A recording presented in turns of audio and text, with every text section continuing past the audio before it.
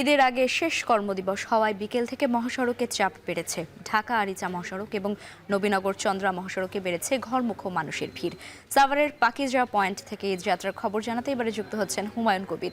হুমায়ুন, জানতে চাই মহাসড়কে ঘরমুখো মানুষের ভিড় কেমন, আর সড়কগুলোতে ঈদের ব্যবস্থাপনা কেমন দেখছেন একটু জানাবেন।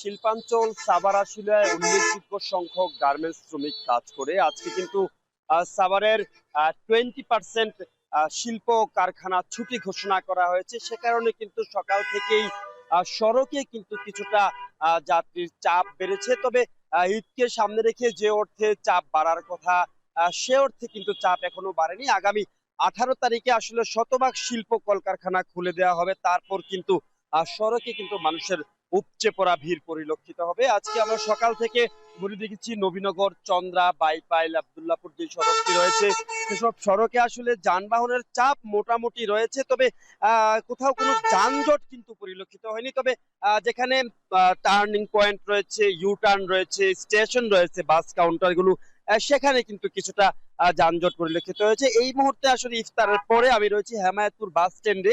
এটিও আসলে এর আশেপাশে কিন্তু উল্লেখযোগ্য সংখ্যক শিল্প কলকারখানা রয়েছে। তারপরেও কিন্তু এই মুহূর্তে আসলে গাড়ির চাপ এবং যাত্রীর চাপ দুটোই কিন্তু কম পরিলক্ষিত হচ্ছে।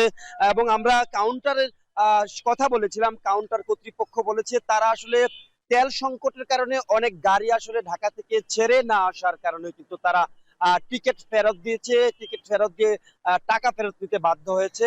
তো সব মিলে আসলে এছাড়া টিকিট ফেরত দেওয়া এবং গাড়ি কিছুটা কম, যাত্রীও কিন্তু কিছুটা কম, এছাড়া আসলে অন্য কোনো সমস্যা পরিলক্ষিত হয়নি। যানজট নিরসনে আইন শৃঙ্খলা বাহিনীর সদস্যরা রয়েছেন। সব মিলে আসলে স্বস্তির যাত্রা এখনো পর্যন্ত কিন্তু রয়েছে।